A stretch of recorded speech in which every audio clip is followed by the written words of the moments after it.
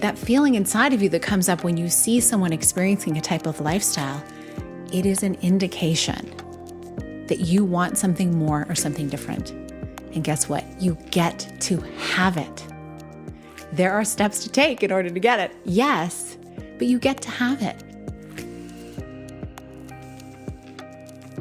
Hi, welcome to the Connect with Sheila Botelho podcast. I'm an entrepreneur, self-care strategist, and creator of the Seasons Self-Care app. I'm committed to helping you reconnect to your purpose, elevate your well-being, and live your version of a happy, successful life. You're listening to a Monday mini-sode where I share an insight designed to help you live into what lights you up this week. Today, we're talking about comparison. Have you ever found yourself going for it in your work or in your wellness or in your relationships and feeling really great about the direction you're taking? And then all of a sudden, as though you hear like a record scratch from back in the day, you see someone else doing something incredible and experiencing something incredible. And you start to have that feeling of like, wah, wah. Like maybe what you've been thinking you're so excited about is nothing in comparison to those people. We've all been there. I want to invite you into an idea as you look at those things that happen to you. When the next time you find yourself in a situation where you're comparing and you're getting that feeling inside of yourself like, oh, wouldn't it be great if that's what I had? Look at that as a good thing. Look at that as your desire to want to grow and be your best self. This is the first part of the equation. So the first part of the equation is to look at that as an indicator that this is something you want for yourself. Next, look at this also as proof that someone else is doing it, so you can too. That's the first part of this equation. The second part I want to invite you into is celebrate. Celebrate for this other person because of what I just said. They're able to do that thing. They're able to experience it.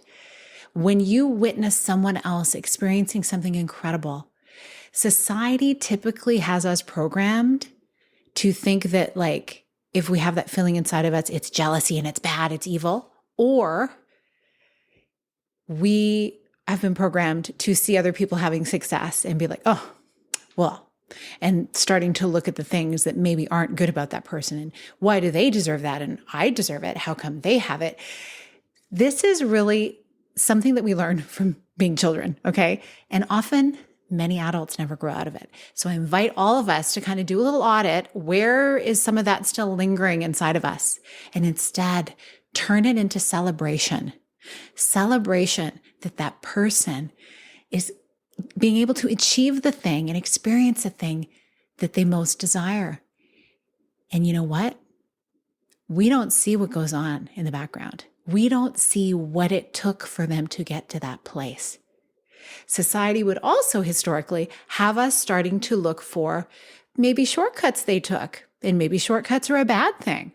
And this is something in our mind, in our programming, and starting to look for maybe dark, shady things that took place in order for them to get that good thing. But you know what?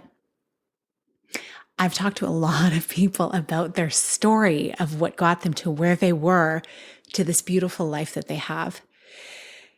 It's often a very windy, twisty road. It's often a dark road.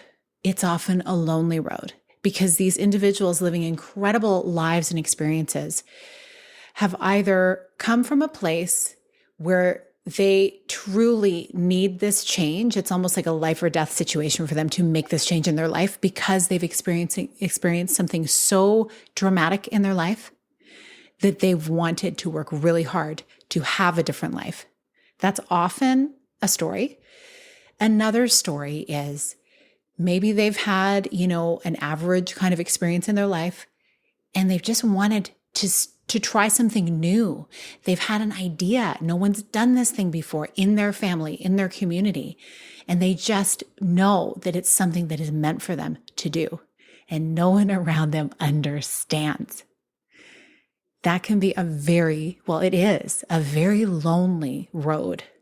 And that's why celebrating those people who do those remarkable things and are experiencing those remarkable lives, the things that get you inspired and maybe make you feel that little sense of what you may feel as envy, but I like to look at that as desire. You desire that outcome. And next, I want to ask you this question, and it's something you can ask yourself. What did they need to do to achieve that outcome? Number one, am I willing to learn what those steps are? And number two, once I know what those steps are, am I willing to do the things that they did or something similar in terms of the intention and the effort and the time to get that outcome? Sometimes when we go down that path of, okay, what does it really look like? We may realize, you know what, it's too high a price. Like, I value my personal time. I don't want to work on weekends. I want to be understood by everyone around me. I don't want to be judged. I just want to be comfortable. And if that's the case, that's okay. You get to make that choice. But don't count yourself out from having that outcome and that experience and that lifestyle before you look at what it took to get there and to see truly if it's something that you want for yourself. Because I want to invite you into this idea. That feeling inside of you that comes up when you see someone experiencing a type of lifestyle, it is an indication that you want something more or something different. And guess what? You get to have it. There are steps to take in order to get it. Yes, but you get to have it. And so instead of counting yourself out before you really count the cost, think about how could you achieve that thing, get the support you need, be supported in the process to achieve the thing you want. And what if you got to do it with one other person or a group of other people who were there also chasing their own dreams and who are cheering you on? This is something I've been so grateful to have in my life. As I've done different things, tried different things, some things have worked beautifully, some things haven't worked. I have to say, not all of my ideas have worked out. Imagine that. How about you? But I have had the people surrounding me to support me in this experience, to be there, to just cheer me on, to be a listening ear when maybe things haven't gone my way, to noodle around ideas, to get clarity, and to really just remind me that it's great. It's great that I have this idea that I want to chase. We need people like that in our life. So make sure you surround yourself with those people. So comparison is not a bad thing.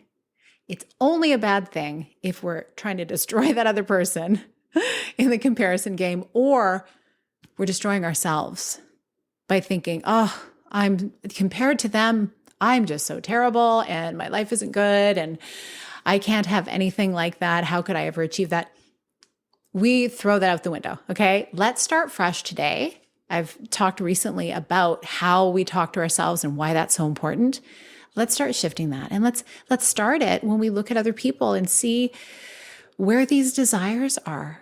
Who's living the lives similar to what we'd like? You get to make it your own. And maybe there's those people who are living lives that you can never imagine, and frankly, it's not something for you. I invite you to adopt this beautiful saying that I have a few friends who love to say, and that is, I love that for them. Right? You see them living this life. It's really nothing that you would love to do, but they seem so lit up. Embody this feeling of, I love that for them. They are lit up. They are living their best life. Go them. How awesome. When we celebrate other people and their lives and what they're doing, even if it's not the thing we want to personally be doing, something shifts inside of us. And then we get to celebrate the things that we truly want as well.